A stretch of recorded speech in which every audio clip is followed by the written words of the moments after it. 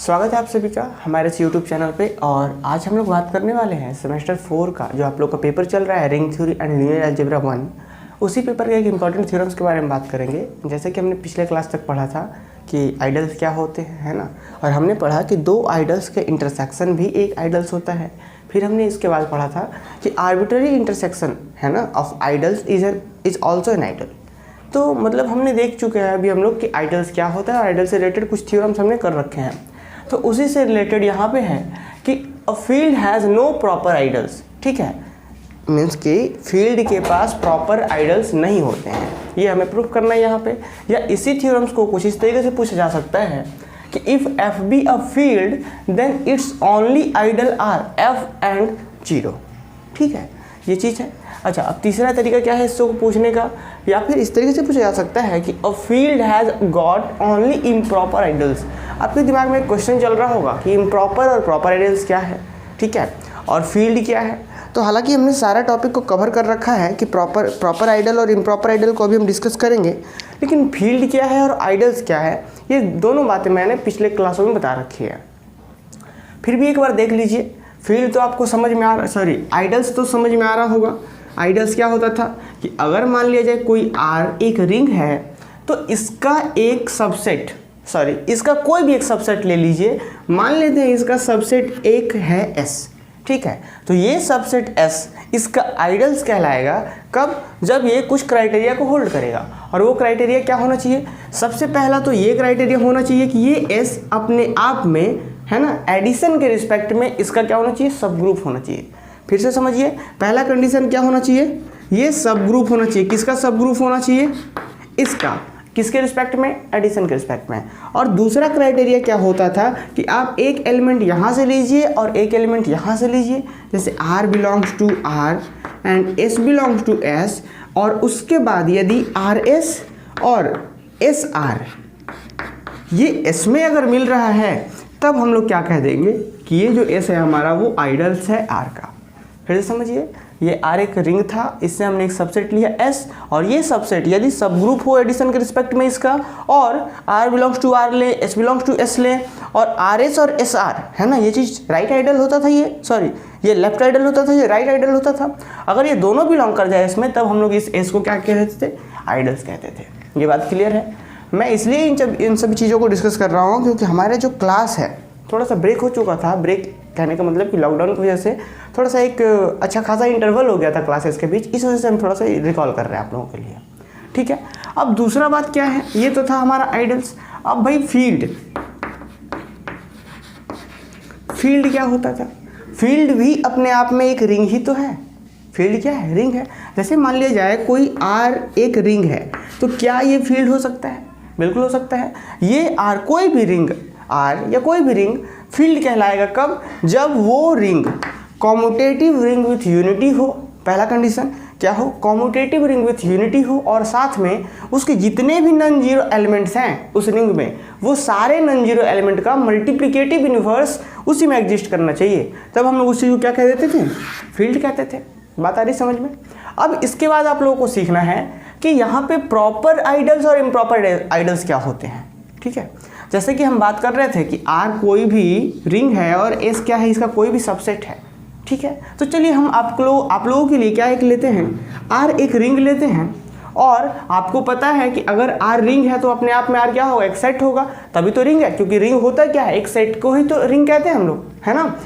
और कब कहते हैं रिंग, जब वो सेट स्पेशल बाइनरी ऑपरेशन के रिस्पेक्ट में कुछ क्राइटेरिया को होल्ड करता है तो हम लोग सेट को किसी ऑपरेशन के रिस्पेक्ट में रिंग कहते हैं। आ रही बात समझ में। तो यहाँ पे क्या है कि हमने एक रिंग लिया R। अब रिंग R हम कह रहे हैं, इसका मतलब ये जरूर है कि वो सेट होता होगा। ठीक है, तो हम इससे एक सबसेट तो ले ही सकते हैं क्योंकि हमें आइडल्स के बारे में बात करना है, प्रॉपर आइडल्स और इम्प्रॉपर आइडल्स के बारे में बात करना है, तो आइडल्स के बारे में बात करना है। तो चलिए, ये एक रिंग R है, हमने एक सबसेट ले लिया इसका R ही। आपको पता है कि अगर ये सेट है तो इसका ये खुद अपने आप का सबसेट होता है। समझ में आ रहा है ना, कि every set is a subset of itself. आपने पढ़ा है क्लास 11th में, है ना। तो R अगर रिंग है तो इसी का एक सबसेट हमने R ले लिया। और अब आपको पता है कि ये R इसका क्या होता है, सब ग्रुप भी होता है और ये वाला कंडीशन भी होल्ड करता है। मतलब इस R का एक आइडल्स क्या हो गया, ये हो गया। एक आइडल्स क्या हो गया, ये हो गया, ठीक है। अच्छा, अब दूसरा सबसेट हम ले लेते हैं, पहला आइडल्स ये हो गया, दूसरा सबसेट ले लेते हैं हम जीरो, वैसा सेट जिसमें सिर्फ और सिर्फ जीरो एलिमेंट हो। बिल्कुल हो, क्यों भाई, क्योंकि ये एक रिंग है, और कैसा रिंग है, रिंग विथ यूनिटी, है ना। और मान लेते हैं, या जो भी है, सिंपली अगर रिंग भी मानते हैं तो यहाँ पे जो एडिशन के रिस्पेक्ट में जो ऑक्सियम्स होते थे आइडेंटिटी वाले, है ना, जिसको हम लोग जीरो एलिमेंट भी कहते थे, क्लियर। तो यहाँ पे एक आपको ऑक्सियम्स मिलता था एडिशन और मल्टीप्लिकेशन, तो एडिशन के रिस्पेक्ट में जो एक ऑक्सियम्स होता था जीरो एलिमेंट वाला, या फिर आइडेंटिटी एलिमेंट, है ना, axioms of identity element with respect to addition, तो वहाँ पे आपको पता है कि इस आर में जीरो का होना आवश्यक है, तभी ये रिंग कहलाता था। तो अगर इस आर में जीरो है तो हम एक क्या ले लेते हैं, एक ऐसा सेट लेते हैं जिसमें सिर्फ जीरो एलिमेंट हो, और जब हम चेक करेंगे तो हो सकता है कि ये भी इसका, अब सबसेट तो बन गया ना, सिर्फ एक एलिमेंट का हमने एक सेट लिया जीरो जिसमें है, तो ये भी इसका क्या हो सकता है, आइडल हो सकता है। कब आइडल हो सकता है, जब ये दो बातों को मान ले, ठीक। अब बात को यहाँ पे समझना है, बात को क्या समझना है कि अगर किसी रिंग के ये और ये जैसे कि देखिए, किसी रिंग का आइडल्स तो ये भी हो सकता है और आइडल्स ये भी हो सकता है। अगर किसी रिंग का ये आइडल्स होता है, मतलब खुद का आइडल वो खुद है, तो इसी आइडल को हम लोग क्या कहते हैं, प्रॉपर आइडल।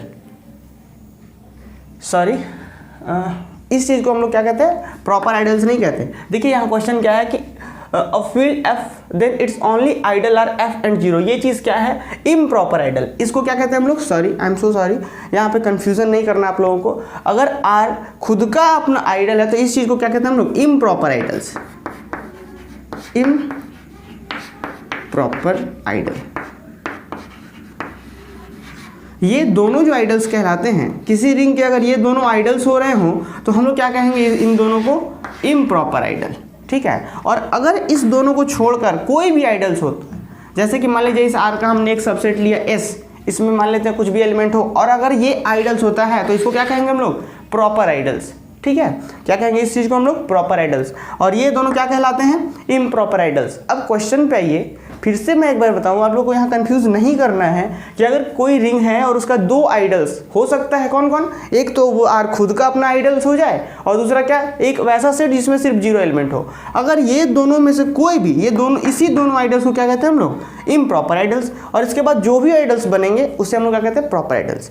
तो अब यहाँ अगर क्वेश्चन के ऊपर अब हम लोग बात करें तो क्वेश्चन क्या कर रहे हैं, a field has no proper ideals, मतलब अगर कोई एफ फील्ड है, अगर एफ कोई फील्ड है तो इसके पास प्रॉपर आइडल्स नहीं होते हैं। प्रॉपर आइडल्स नहीं होते हैं कहने का मतलब कि एफ और जीरो को छोड़कर जो नया आइडल्स बनता था उसी को तो प्रॉपर आइडल्स कहते थे।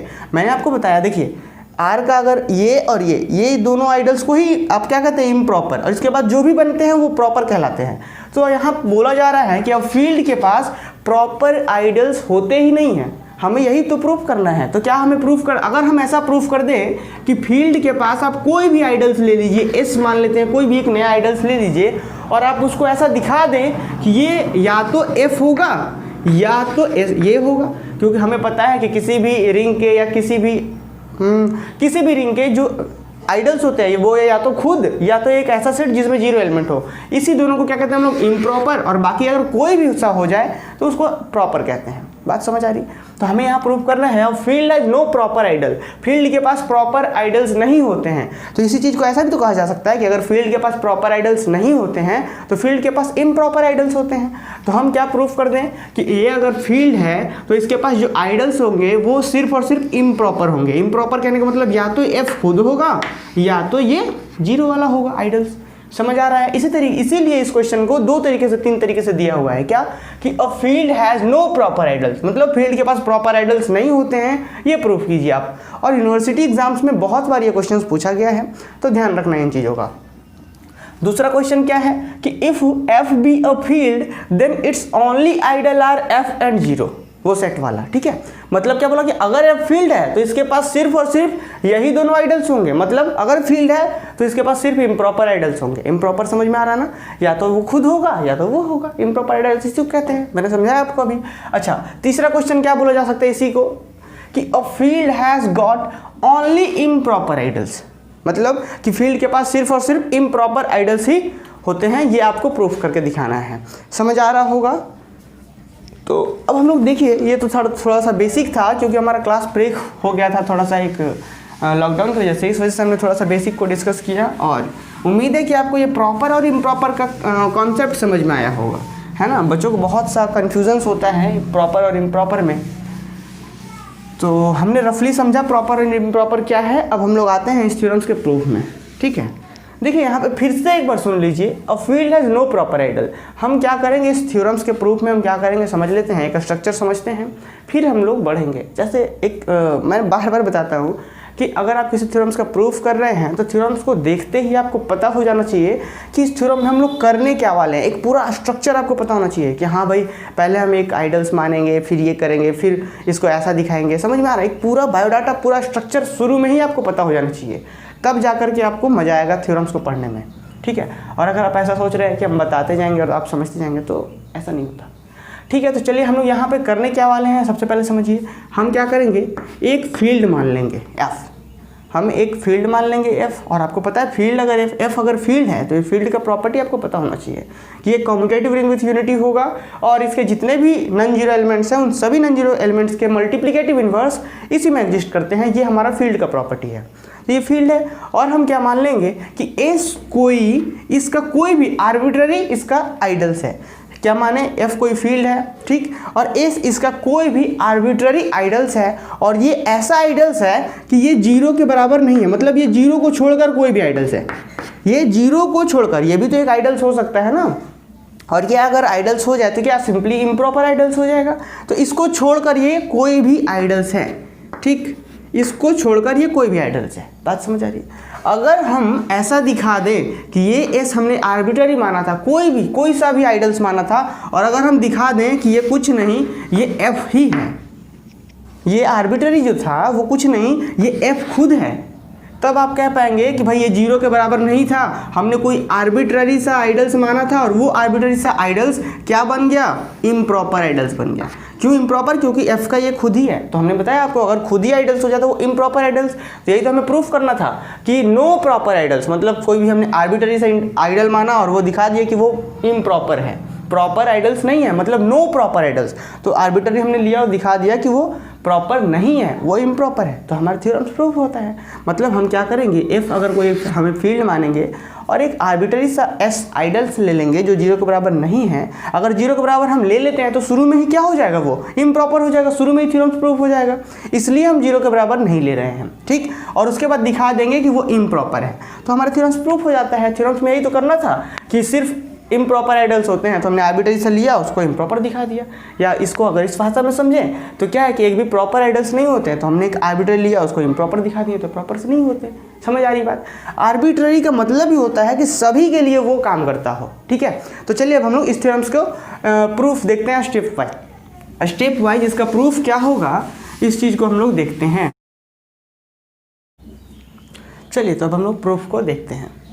प्रूफ में अभी मैंने आपको स्ट्रक्चर समझाया कि हम लोग क्या करेंगे, एक आइडल एक फील्ड लेंगे और एक आर्बिट्ररी आइडल्स लेंगे और उस आर्बिट्ररी आइडल्स को दिखा देंगे कि वो इम्प्रॉपर है, ठीक है। तो वही चीज़ हम लोग कर रहे हैं कि let F be a field and S be a non zero ideals of F. Non zero ideals कहने का मतलब कि जो हम एस आइडल्स ले रहे हैं वो जीरो आइडल्स जो होता है ये वो उसके बराबर नहीं है, ठीक है, इससे कोई अलग है और वो आर्बिट्ररी है, ठीक। चलिए तो अब अगर आपको पता है क्या, दिस इम्प्लाई दैट, हमने क्या एस को आइडल्स माना है। आइडल्स क्या होता है, एक सबसेट ही तो होता है। अगर एफ का आइडल्स एस है तो एस क्या होगा, सबसे पहले उसका सबसेट होगा, फिर सब ग्रुप होगा और कुछ क्राइटेरिया को होल्ड करेगा, तो मतलब सब ग्रुप है, सबसेट है एफ का। तो अब बात को समझिए, एफ का सबसेट है तो this imply that there exist an element A belongs to S such that A is not equal to zero. A s का मेंबर होगा और ए जीरो के बराबर नहीं होगा। क्यों जीरो के बराबर नहीं होगा, क्योंकि एस जो आइडल्स है वो जीरो आइडल्स नहीं है, मतलब इसमें कुछ ना कुछ एलिमेंट्स होंगे जो जीरो से अलग होंगे, क्योंकि वो जीरो आइडल्स नहीं है। तो हम क्या लिखें कि दिस इम्प्लाई दैट, अगर एफ फील्ड है, एस आइडल्स है नॉन जीरो, तो this imply that there exist an element A belongs to S such that A is not equal to zero. आ रही बात क्लियर? चलिए अब आगे आइए।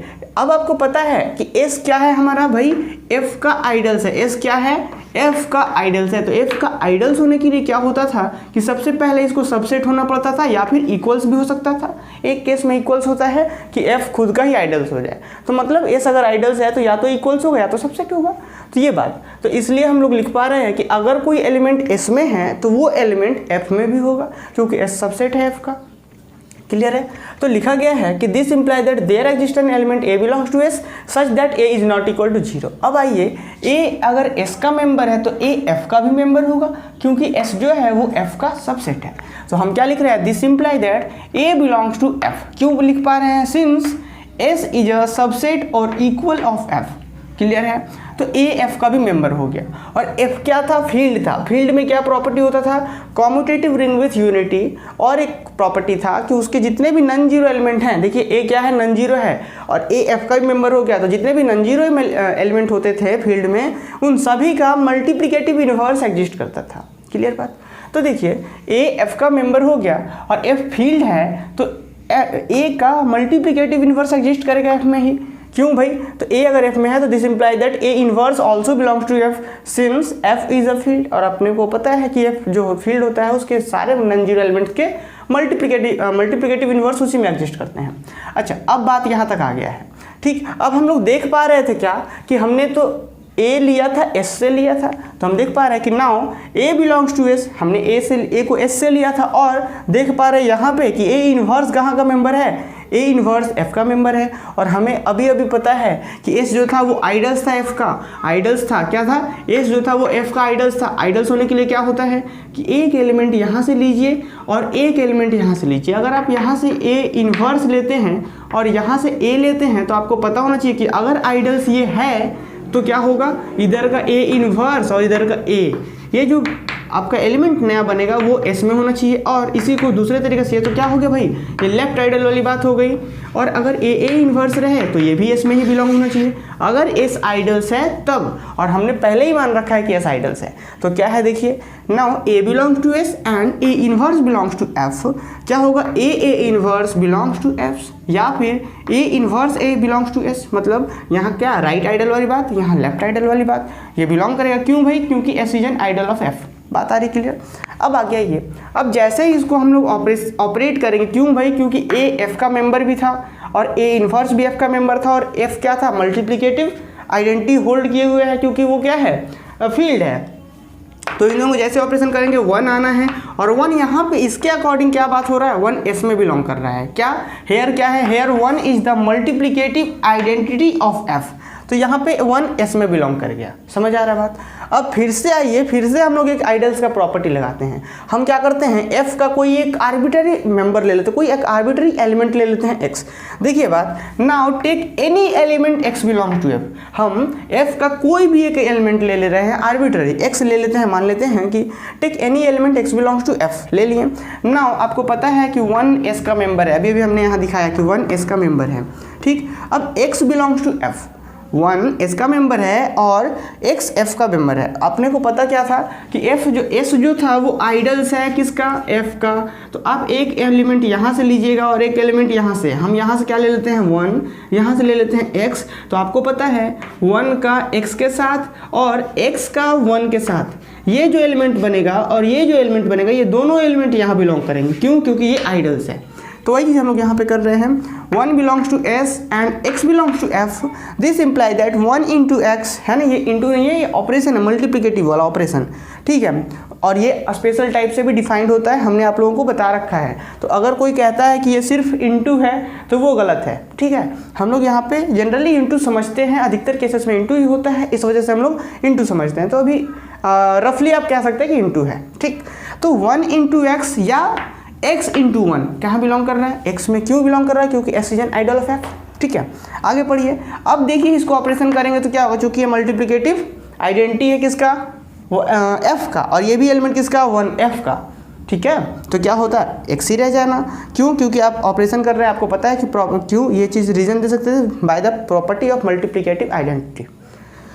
1 से किए कोई फर्क नहीं पड़ता, तो x का x ही रह गया। तो अब यहाँ पे देख पा रहे हैं कि हम लोग एक एलिमेंट लिए थे, हम लोग एक एलिमेंट x कहाँ से लिए थे, f से लिए थे, और वही एलिमेंट कहाँ दिखा दे रहे हैं, s में दिखा दे रहे हैं।